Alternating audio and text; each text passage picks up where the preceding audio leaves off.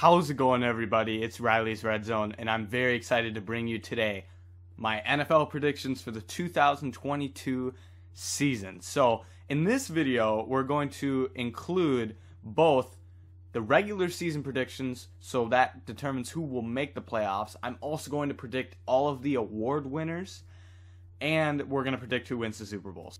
I first want to talk about who makes the playoffs, who kind of does well in this regular season.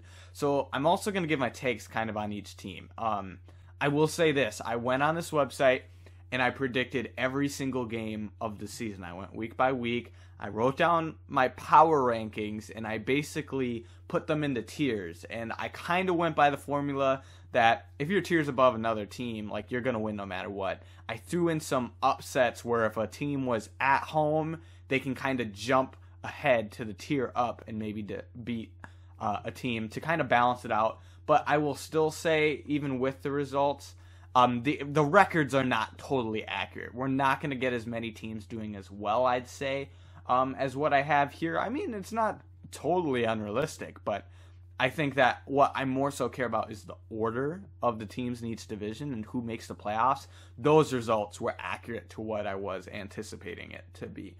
So let's start by going by each division and seeing who makes the playoffs and kind of discuss what happened here. So in this kind of picking who would win, the Bengals and the Ravens, let's start with the AFC North, both did very, very well. They were neck and neck the entire season. I think this will be a close division race.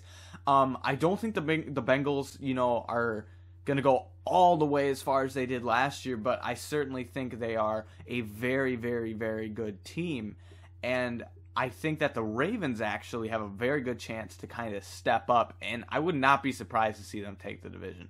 I think the Ravens have a really, really solid roster, and I think they have an absolutely solid chance at winning this division, and it came down to like a tiebreaker here with the same record. It might not be 15-2, but I do think they'll have similar records. The Steelers, I think, will go about there, 7-10. I think they could get a few more wins. I think people are underestimating them a little bit. I think they could be a borderline playoff team. The Browns started out pretty well, actually, here with Jacoby Brissett, and then kind of, had a tougher schedule later in the stretch, and obviously because they're going to be without Deshaun Watson for a while, so probably not going to do well there. The West absolutely lived up to all of the hype that people are talking about. You look at that, and, that's almost a division winner of the NFC East, the fourth place team here. It is not mathematically possible, I believe. Well, actually, it could be record-wise, but I don't know what would have to happen for all four teams to make it. I don't think that's going to happen, even though I'd say all four of these teams are worthy of a ranking of a playoff spot. It's just not going to happen. And so it came down to, I actually think the Chiefs have a really, really solid roster, but they have a tough schedule this year. I really think that they're going to struggle a bit. Just losing, I still talk about, I think the Tyreek Hill trade was one of the biggest kind of lose-lose trades in a recent while, because I thought that the Chiefs, it wasn't the value that they didn't get, it was more so losing Tyreek Hill is huge, and I don't think another team is ever going to get the most out of him like Kansas City did. So then it's like, okay, did the Dolphins kind of give up too much, and then the Chiefs lose somebody anyways? So I think that's going to affect them quite a bit offensively, and I just think that a lot of things have gone right for them, and in this situation, they kind of got the short end of the stick of the schedule. And I have the Chargers taking a huge step up. I have them in my tier 1 of teams. I think they're going to be phenomenal this season, especially in the regular season. And I think Herbert's going to go off. And I thought the Raiders, I have them pretty high. I think Devontae Adams is kind of an underrated asset, especially in fantasy football right now. But I was very shocked actually to see them with, first-year head coach for them do this well at 12-5, especially with Derek Carr quarterback. But I had them going 12-5, and then the Broncos also make the playoffs. I really think Russell Wilson's going to do well. They end up beating Kansas City in the playoff race, so they kind of squeak in there, and I think they can be a threat in the playoffs for sure. So anything can kind of happen there. So then we have the East, and I kind of had the Bills running away with it. I like the Patriots, but they had a tough schedule in this. I don't think the Dolphins are going to be phenomenal. I really like Tua, but I just I don't see it kind of clicking yet. And the Jets I really like also, but I just don't see them taking that step up this year. And I think the Bills are the best team in the NFL on paper. I really do. I've had that for the past 3 years now, I believe, or maybe 2 previous. Having them go to the Super Bowl, whether it was in a playoff predictions only, or last year I had them as my preseason pick. And they were, I'm not going to say a coin flip, but they were an overtime game away, or maybe making a stop with 12 seconds left in the game, So they were real close to making it to the AFC Championship. I personally think they would have beat the Bengals. I think they could have won the Super Bowl last year, or at least made it. So I have them doing really, really well. The South, the Colts have a stacked roster. And Matt Ryan is not like a top 10 quarterback, but I think he's a significant upgrade over Carson Wentz. And the Colts almost made the playoffs last year with Carson Wentz. So I think that the Colts have an absolutely stacked roster. And I think that equivalates to a very, very good regular season. The Titans, I think, are going to fall off a little bit. I didn't expect them to fall off this bad. I thought they'd at least get 7 wins. But then I think the Jags and the Texans are not going to do well. I think the Jags will eventually get there, but just need a little bit of time. On the NFC side, the Packers, I don't think they're going to go 16-1, but I do think they have an absolutely stacked roster. And honestly, in this division, I think the Vikings could sneak in there, but I do think they're going to win it. I think the Packers are going to win it. And so I think that even with losing Devontae, I think Aaron Rodgers gets it done and has a really, really solid year. The Vikings with a first-year head coach do sneak in there. I just think their offense has so many playmakers. I do think they have a really, really good roster that I think next year they'll be ready to kind of take that next step. The Lions, are a sneaky team. They can always squeak some games out of there. So I really think that they have a chance. I think now people are kind of overrating them a little bit. They were kind of on the underrated scale, and then now people are kind of bringing them up a little bit too much. But I do think they'll win some games that you don't expect them to. And then the Bears, I honestly just think are going to be one of the worst teams this season. I don't know about 1-15. It just kind of happened that way with my kind of give or take formula. But I think that they will be very, very bad. I mean, the receiving core is awful. I feel bad for Justin Fields. I really like him as a quarterback, but I just don't think that they have the surrounding pieces. And I honestly think their defense is a pretty big struggle. One of my biggest takes, the Niners. The Niners are going to step up this year. They are going to take a big leap. They committed to Trey Lance. I'm taking the shot on a second-year quarterback who's had some time to develop now. I mean, it's not always like that, but obviously Patrick Mahomes did well a few years ago. I think we saw Lamar, after his first year of not really starting, kind of go off the next year. So I think that he's the next one in line, personally. That I think out of any second-year quarterback, I think Trey Lance will take the biggest step up. And so I really see him as a dominant option since they kind of committed to him. I know they bring back Jimmy G now, but it's Trey Lance's team, and they know that. So I really think their roster is one of the best in the league, and so I really like that. The Rams, on paper, still have like a top 3 roster, but I just think they're... And I know they dealt with some injuries last year, but I just don't think everything can go right for them again. But they, on paper, are one of the best teams in the NFL also, so you got to put them in there. The Cardinals ended up just doing okay. I think that they're kind of right in the middle. I don't love Kyler as a top guy, but he's decent. I think that's kind of where he's going to end up for his career for a lot of it. It's kind of in this mid-tier of he might be a top 8 to 10 quarterback, but I just don't think it's going to quite be enough. Kind of I guess Phillip Rivers in his prime, made it a few times, but it seemed to kind of never go super far. I kind of see that career arc with Kyler. The Seahawks, obviously, with the struggling quarterback situation, I think are not going to do great. Although I think they have a decent surrounding core that in the next year, if they can get a top quarterback, I think they'll be right back to competing. The Bucs have a very good roster, already dealing with some injuries, and I do think that will happen. But I think that with Tom Brady, he's going to have one last. I do think this could be the last ride, but I think he's going to be really, really dominant this year. I've ended up with him in both of my fantasy leagues I've drafted in so far. So I like him a lot as an option this season for a top performing player. But we'll see what happens there. But I think their roster is really good. If they keep getting injuries, though, that's going to be tough. The Saints are right in the middle. I like Jameis, but I don't know if he's going to go all the way with it. I think they're right in the middle. I think the Panthers, I don't love the quarterback situation, but bringing in Baker was a great idea. I think just it's more a coaching thing that they're going to struggle. And Falcons, I just think QB, they need one. I was not a huge fan of Ritter coming out of the draft. He was the most pro-ready. But I think that for this year, they might struggle a bit. The Eagles ended up winning the NFC East. I mean, I thought it was maybe going to be the Cowboys, but I do really like the chance that Jalen Hurts steps up, specifically with getting A.J. Brown. I thought that was one of the biggest offseason storylines that I think really will take a step up for them. I'm really excited for Jalen Hurts to have A.J. Brown, and then to also have Devontae Smith, who I thought was a stud coming out of last year's draft. I think their offense is going to light it on fire, and then their defense, adding players like Jordan Davis, and then they just traded for Chauncey Gardner-Johnson. Really solid roster. I think they're actually going to be pretty good, and if they can just have Jalen take care of the football, I think they're going to be a threat. And the Cowboys squeak in there.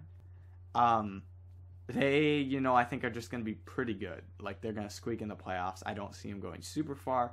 The Commanders, even looking at this now, I can't believe they went 10-7 in the simulation here. You have an easier division, but I think they're a bit of an underrated team. I think their roster is really, really good. I don't think Carson Wentz will take them, to the playoffs, but they actually ended up doing pretty well. And the Giants, I think, are just kind of treading water, and so I think it'll take a year. I think they should probably move on from Daniel Jones. Based on that, I want to now recap the regular season with some awards of what I think will kind of happen there. So I think let's start with the MVP. And my choice for MVP this year is Justin Herbert. I think that the Chargers are going to have a great offense and really, really step it up this year. So I think that Justin Herbert will have a phenomenal season, followed by Josh Allen. Josh Allen's been right there. I still think he, by the end of the season, will be kind of the best quarterback in football, but I think Herbert has the better season. So I'm going to put him right there. I think Joe Burrow is going to have another solid season. I really think Lamar, statistically, will have a really, really, really good season. I think he's going to get closer to what that MVP season was, but not quite there. So I think he's in the running. I'm going to throw Trey Lance in there as the kind of dark horse MVP, and I seriously could see this happening. I think Herbert just has proven that he can get the stats. I'm predicting what will happen. I'm not saying who I think the best player is. I'm saying what I predict will happen this season. I think Herbert will have a monster season and take it home. But then let's stick on the offensive side of the ball. When it comes to the offensive player of the year, I have Justin Jefferson taking it. I think that in this offense with Kevin O'Connell, even though it's Kirk Cousins, I think he's going to have a really, really good season. I think that he kind of steps up another level and proves that I think by the end of the year, it'll be him and Jamar Chase is the best. I just don't think Kupp can replicate the statistic production he had to kind of have a chance at this award. So I'm going to have Justin Jefferson first and Jamar Chase second. Very, very close. But I think Jefferson has a solid season and takes home this Offensive Player of the Year. Some dark horse candidates. I think McCaffrey, if he is healthy, he is absolutely one of the best players in the NFL. He'd be worth the number one fantasy pick. I think that I'm assuming at this point that everyone stays healthy that is currently healthy. So given that, I think McCaffrey has a great season in the running for Offensive Player of the Year. I think Debo, right usage, I think definitely has a chance in there, and I threw Devontae in there, good production, but I think it's going to be a race between Jefferson and Chase for that. And now let's talk about the overall Defensive Player of the Year. I'm going to go with Myles Garrett. I think that he is going to have a very good statistical season. The Browns obviously did not do well in this predictions, but I do think he's going to do very well and perhaps even get close to the sack record. And I think TJ Watt will have a really good season. I have him at 5, though, just because of, I think, voter fatigue. They might not want to give it twice. I mean, we've only seen like Aaron Donald and JJ Watt, who have absolutely phenomenal seasons, but I think it was real close between Garrett and Watt last year, so I think Garrett could edge him out this year. But I have Shaquille Leonard as, a solid one. If they're going to give it to a linebacker, I think he's the best linebacker in football right now, and with the Colts doing well in this, and I think Micah Parsons takes a step up. Aaron Donald is the best defensive player in football. I feel like same thing though with voter fatigue. He might not get another one unless he has a 20.5 sack season again, but he can still do it maybe. I'm going to give it to Myles Garrett though. I think he has a solid, I think he gets to 22 sacks potentially there. So I'm going to go with that for defensive player of the year. Let's talk about comeback player of the year. These are guys that were injured last year. I'm going to give it to McCaffrey. I have him as a top 3 offensive player of the year candidate. So if that happens, he's got to be the pick here. They're honestly, I put Derrick Henry at 5. I think he's the best player on this list. I think Christian McCaffrey will probably outperform him if he's healthy, but I think Derrick Henry has a chance to be, a top runner of the football. But I personally think he played enough games last year to kind of not be considered a comeback player of the year. So this one's always a tough award because it's do you go by who that's in the category did the best, or do you go by how much, let's say they didn't play any games? And I look at, for example, I 100% agreed with the take, and I 1,000% think it was the correct choice to give Alex Smith comeback player of the year a few years ago. Literally, breaking his leg and being in surgery and everything like that. Even though he didn't have the stats or whatever, that is a feat that needs to be taken into account. So in this one, I think Derrick Henry played enough games last year. If you consider him the same tier as somebody else in the injury category, then yeah, I think he maybe gets this. But I'm going to say McCaffrey gets it because he's kind of been injury prone consistently. Michael Thomas has not played in a long time. I think Jameis would pair with Michael Thomas. It's just, once again, he only played I think a single game last year. And Chase Young I'll throw in there, but to me it's kind of a runaway between McCaffrey and then if you consider Henry in that, then maybe he's a number 2 or something. But I'm going to go with McCaffrey. For coach of the year, I'm going to go with Brandon Staley. If the Chargers do that well and have Herbert as MVP, I think Brandon Staley has kind of stepped up and really shown what he can do. And then I'm going to roll with Kyle Shanahan as, if he can make that work with a second-year quarterback. I think that's absolutely phenomenal. Matt LaFleur, I'm just going to throw in there again because he's been dominant this many years in a row. I don't think he gets it. I think it's more impressive with some of these other, for example, with Kevin O'Connell or Josh McDaniels being first year. I think, McDaniels coached in the past, but first year with the team, and I think Kevin O'Connell is first year overall. I think that he might get third. It's going to be worth more value if he makes the playoffs than if LaFleur goes 15-2. Just because the way I think the voting will go. So I'm going to go with Brandon Staley. Kyle Shanahan's got a good shot, though, but I think Brandon Staley wins the Coach of the Year this year. Let's go to Offensive Rookie of the Year. Now, this one's tough. I got to be honest, there were not a lot of options because quarterback, this is one of the worst classes in a long time. I personally was not really a huge fan of almost any of them to go in the top 20, guaranteed. So I think that the safe choice, believe it or not, here probably is Drake London, but I'm going to go with some interesting picks. I am fully on the Dameon Pierce train at this point. They just cut Marlon Mack, and I already had this pick before that. I think Dameon Pierce, even though it's going to be on a bad team, I think he's going to get all the statistical production. I think Dameon Pierce actually wins this thing and has just a phenomenal season running the ball because, honestly, there's not that many other options. There were not any super high picks at running back. They're already saying Michael Carter might start over Breece Hall. You look at the receivers and it's but nobody besides Drake London is going to be the one on their team. Whether that's Chris Olave, he's behind Thomas, maybe behind Landry. You've got who else? Maybe you get Treylon Burks, but he's competing with Robert Woods. Dotson's with Terry McLaurin. Garrett Wilson's behind Elijah Moore, and right now probably Corey Davis. I just don't think there's a lot of other options. So I think Drake London might be the safe pick, but I'm going to pick Dameon Pierce. If Kenny Pickett plays, he's got a shot just to sneak in there. Even if he has a good, 8 games, I think he sneaks in the voting. George Pickens has been balling out in the preseason. Going to throw that in there. I think James Cook will be the starting running back on the Bills by the end of the season, so that is worth something. But I really think it's a 2-horse race between Pierce and London. London's a safe pick, but I think Dameon Pierce, I'm taking the shot on it. I think he wins this thing. And it was honestly a lot harder for the defensive side of the ball. I think there's a lot more impressive options. I'm going to go with Aiden Hutchinson. I think that he was my number 1 prospect this year. I thought he was by far pro ready. You will notice I don't have Travon Walker anywhere on here. I was not a huge fan of that pick. I just don't think he offered that much. And to really pick a player based on what if we let the chains loose on him, I don't love that. I think he will take a few years to really get to the level that Hutchinson and Thibodeau will be at right away when it comes to a pass rusher. So I'm going to pick Hutchinson. I think he has a solid year on defense. Sauce Gardner, I think could have the best year, but it's harder to prove statistically how good you are at corner. So I think Gardner and Stingley both are really good players, but I think Hutchinson and Thibodeau have great chances because of the sack number. And so I like Thibodeau a lot also. I threw Jordan Davis in there just because, but he might be to start behind like Javon Hargrave. But I think Aiden Hutchinson is the best choice here. First week.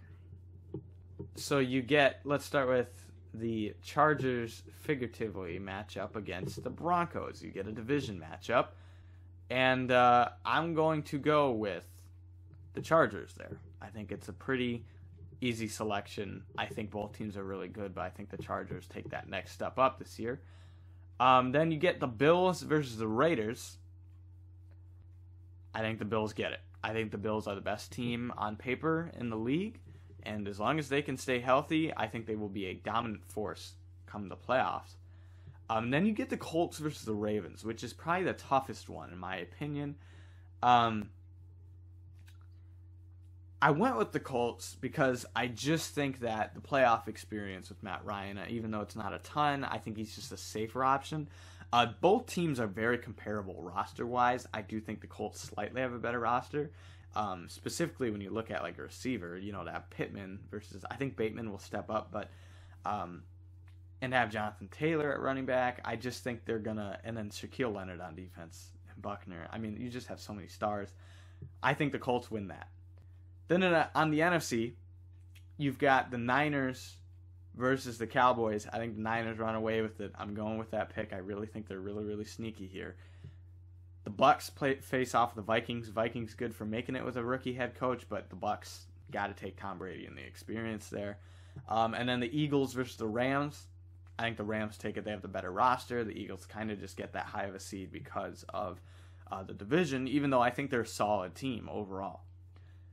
So entering the second round, we go to the divisionals, and the Colts, to me, lose to the Bengals. I think the Bengals keep it rolling. They have a really good roster, and Joe Burrow keeps it going, trying to get back to a Super Bowl. And then I wish this didn't match up this way. The Bengals to me are the third best team in the AFC, but they ended up with the 1 seed, which leaves my top 2, the Chargers and the Bills, facing off in the divisional round. I believe that these are the 2 best teams in the AFC, but because of the way the bracket works, it's just like what happened last year with the Chiefs and the Bills. I think the Bills get it, and it hurts to not have the Chargers going to the AFC Championship because of how well I think they're going to do, but with the way the cookie crumbles, I have to stick with my pick with the Bills. I really think they're going to be absolutely dominant. And then let's go to the NFC side. You got the Packers versus the Rams. I think the Rams will kind of catch it's just, I'm not going to say a team will have injuries, but when I just look at this, you can never get better staying the same. And I know people have been talking about their upgrades for the Rams. I honestly don't think they did. Like, Robinson, to me, is maybe just a touch better than Robert Woods. You lose OBJ, you bring in Van Jefferson. That's a bit of a downgrade to me.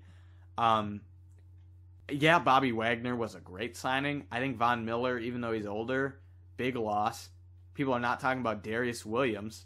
That's a big loss. I think that, something, just not everything's going to go right again. So I'm going to go with the Packers. I think Rodgers proves how dominant he is. And then the Niners-Bucks is really tough because I do think it's hard to ever doubt Brady. That's why I've picked them a lot historically.